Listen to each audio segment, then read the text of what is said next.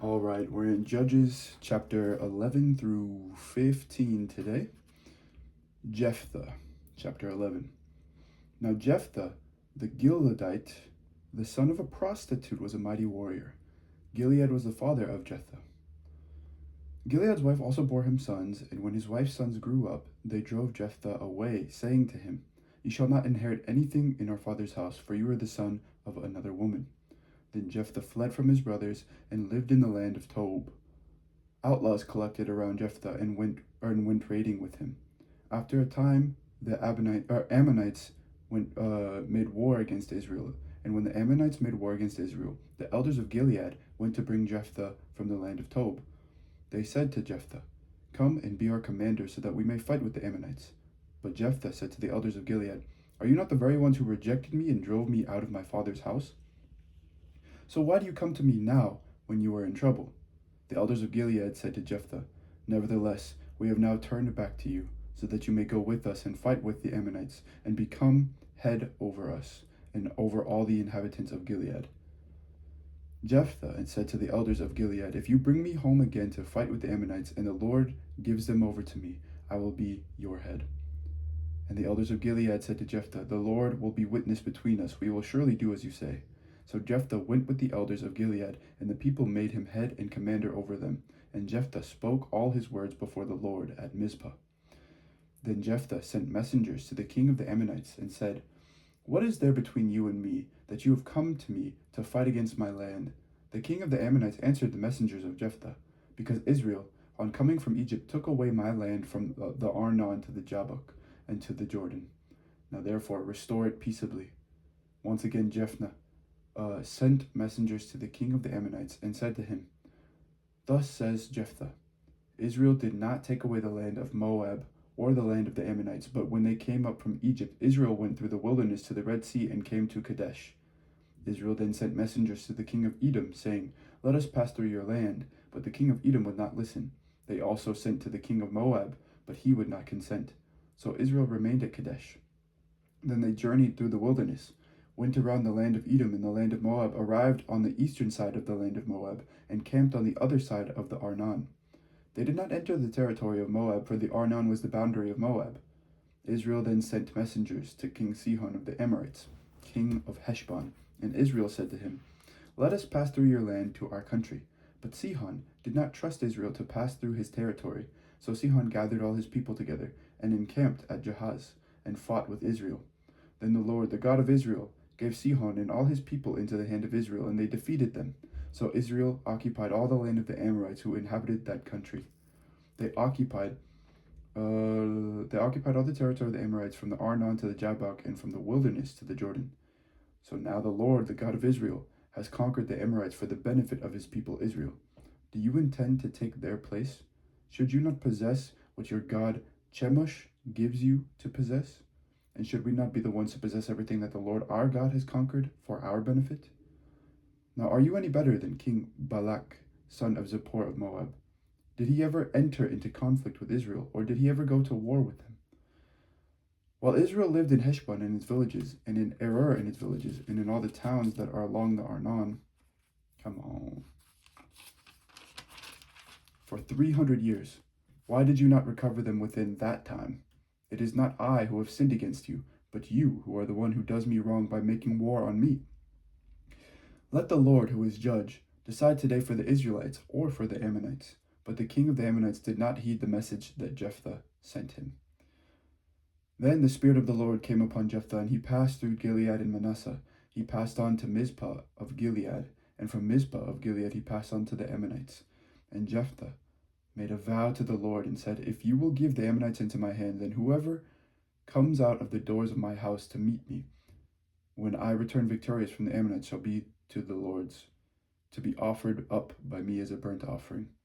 So Jephthah crossed over to the Ammonites to fight against them, and the Lord gave them into his hand.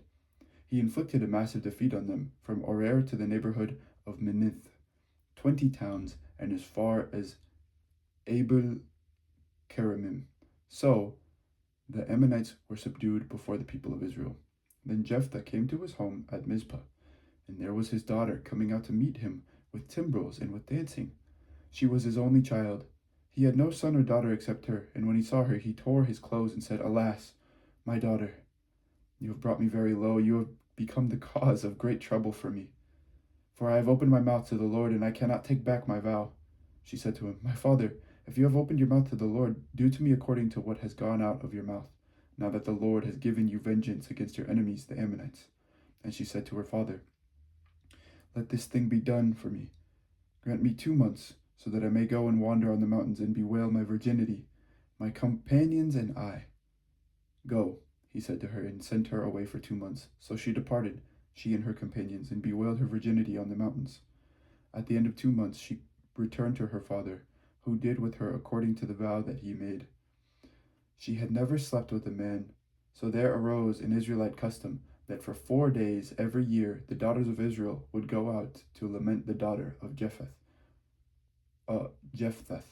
the Gileadite. Intertribal dissension, chapter 12.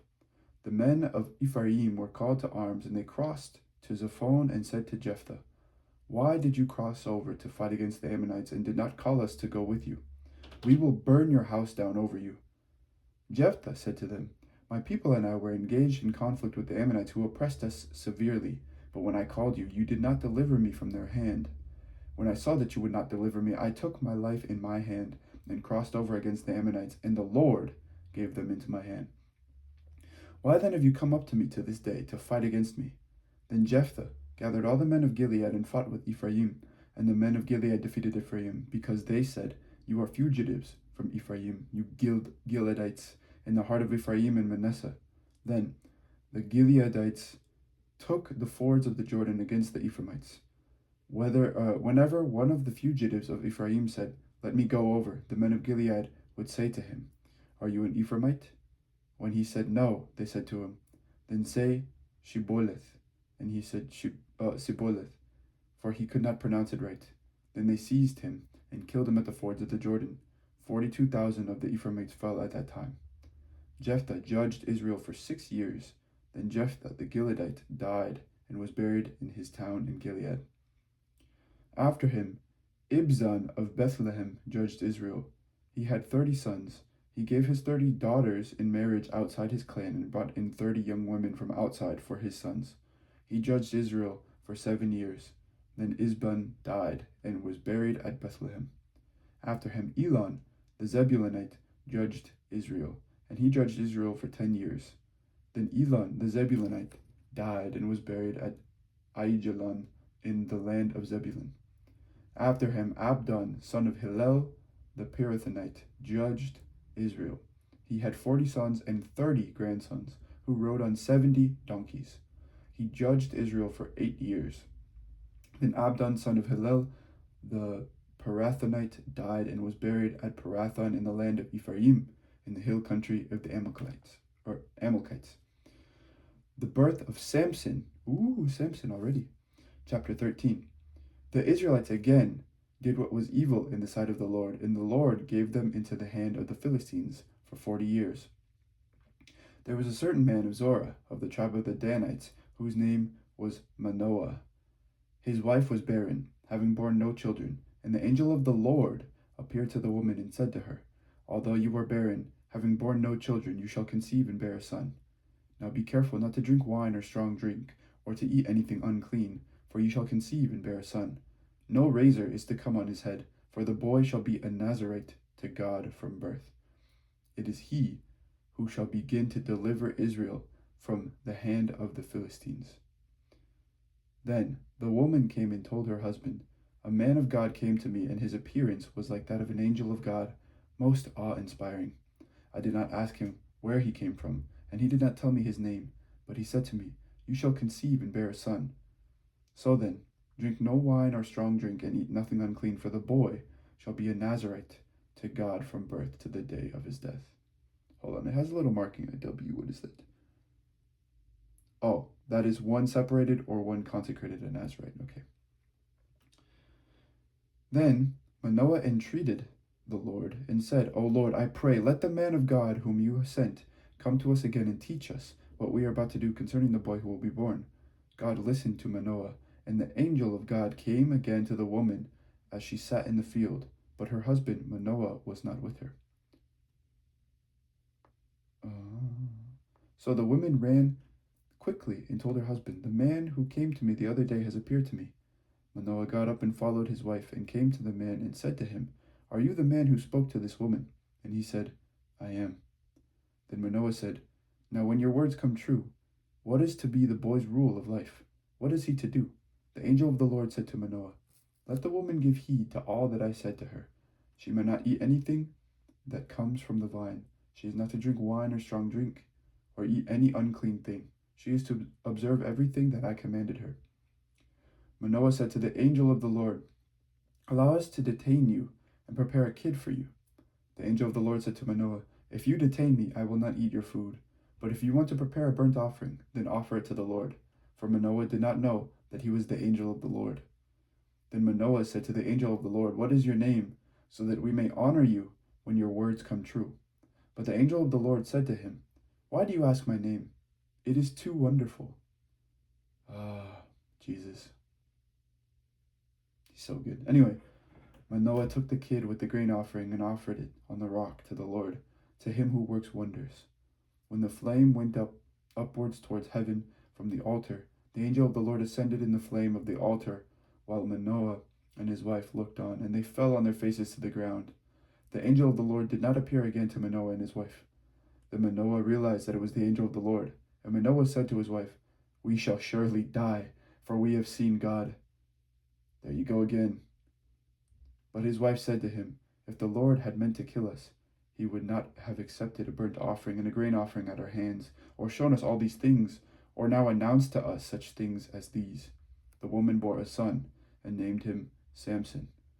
The boy grew, and the Lord blessed him. The Spirit of the Lord began to stir in Mahanaim, then between Jorah and Ashtaol. That's another one. Let's see, what verse is this? I'm going to keep this verse. Hold on, let me find it real quick. So 13 what? I guess it could just be all of this. 8 to 24. Or I guess 25, that's the end of it. Okay. 13, 8 to 24. Okay. Samson's marriage. Chapter 14. Once Samson went down to Timnah, and at Timnah he saw a Philistine woman. Then he came up and told his father and mother, "I saw a Philistine woman at Timnah. Now get her for me as my wife." But his father and mother said to him, "Is there not a woman among your kin or among all our people that you must go to take," probably this Philistine woman, "a wife from the uncircumcised Philistines?" But Samson said to his father, "Get her for me, because she pleases me." His father and mother did not know that this was from the Lord, for he was seeking a pretext to act against the Philistines. At that time, the Philistines had dominion over Israel. Then Samson went down with his father and mother to Timnah. When he came to the vineyards of Timnah, suddenly a young lion roared at him. The Spirit of the Lord rushed on him, and he tore the lion apart with his bare hands, as one might tear apart a kid. But he did not tell his father or his mother what he had done. Then he went down and talked with the woman, and she pleased Samson. After a while he returned to marry her, and he turned aside to see the carcass of the lion, and there was a swarm of bees in the body of the lion and honey. He scraped it out into his hands and went on, eating as he went. When he came to his father and mother, he gave some to them, and they ate it, but they did not tell them that he had taken the honey from the carcass of the lion. His father went down to the woman, and Samson made a feast there, as the young men were accustomed to do. When the people saw him, they brought 30 companions to be with him. Samson said to them, "Let me now put a riddle to you. If you can explain it to me within the 7 days of the feast and find it out, then I will give you 30 linen garments and 30 festal garments. But if you cannot explain it to me, then you shall give me 30 linen garments and 30 festal garments." So they said to him, "Ask your riddle, let us hear it." He said to them, "Out of the eater came something to eat. Out of the strong came something sweet." But for 3 days they could not explain the riddle. On the 4th day, they said to Samson's wife, "Coax your husband to explain the riddle to us, or we will burn you and your father's house with fire. Have you invited us here to impoverish us?" So Samson's wife wept before him, saying, "You hate me. You do not really love me. You asked a riddle of my people, but you have not explained it to me." He said to her, "Look, I have not told my father or my mother. Why should I tell you?" She wept before him for the 7 days that their feast lasted. And because she nagged him, on the 7th day he told her, and she explained the riddle to her people. The men of the town said to him on the 7th day before the sun went down, "What is sweeter than honey? What is stronger than a lion?" And he said to them, "If you had not plowed with my heifer, you would have not found out my riddle." Then the Spirit of the Lord rushed on him, and he went down to Ashkelon. He killed 30 men of the town, took their spoil, and gave the festal garments to those who had explained the riddle. In hot anger, he went back to his father's house, and Samson's wife was given to his companion, who had been his best man. Whoa, that's crazy. That's crazy. Okay, anyway.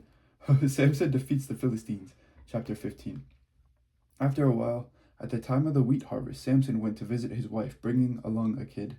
He said, "I want to go into my wife's room," but her father would not allow him to go in.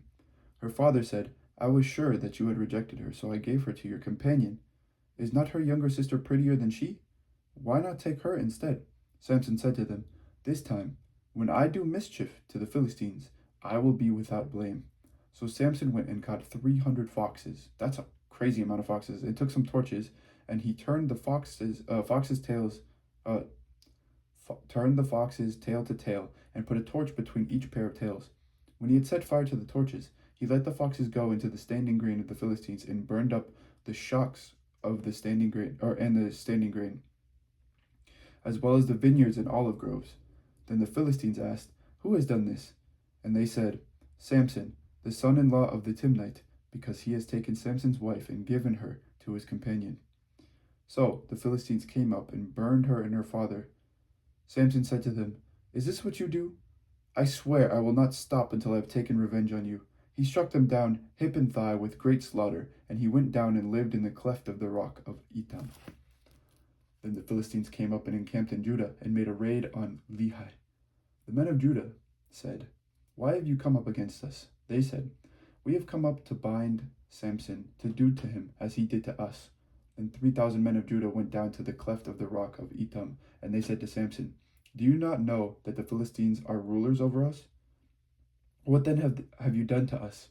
He replied, "As they did to me, so I have done to them." They said to him, "We have come down to bind you, so that we may give you into the hands of the Philistines." Samson answered them, "Swear to me that you yourselves will not attack me." They said to him, "No, we will only bind you and give you into their hands. We will not kill you." So they bound him with 2 ropes and brought him up from the rock. When he came to Lehi, the Philistines came shouting to meet him, and the Spirit of the Lord rushed on him, and the ropes that were on his arms became like flax that had caught fire, and his bonds melted off his hands. Then he found a fresh jawbone of a donkey, reached down and took it, and with it he killed 1,000 men. And Samson said, "With the jawbone of a donkey, heaps upon heaps, with the jawbone of a donkey, I have slain 1,000 men." When he had finished speaking, he threw away the jawbone, and that place was called Ramah Lehi. By then he was very thirsty, and he called on the Lord, saying, "You have granted this great victory by the hand of your servant. Am I now to die of thirst and fall into the hands of the uncircumcised?" So God split open the hollow place that is at Lehi, and water came from it. When he drank, his spirit returned, and he revived. Therefore it was named En Hakor, which is at Lehi to this day. And he judged Israel in the days of the Philistines for 20 years. Oh, we're getting to Samson and Delilah. Oh, that'll be tomorrow. Okay. This is the word of the Lord. Thanks be to God. Oh, Samson. That's crazy. Just finds a random jawbone and kills 1,000 people. Samson's a guy. Anyway, thank you for listening. Samson and Delilah coming up tomorrow. Be ready. Be there. All right. God bless all of you who have listened today, and have a great day. Take care.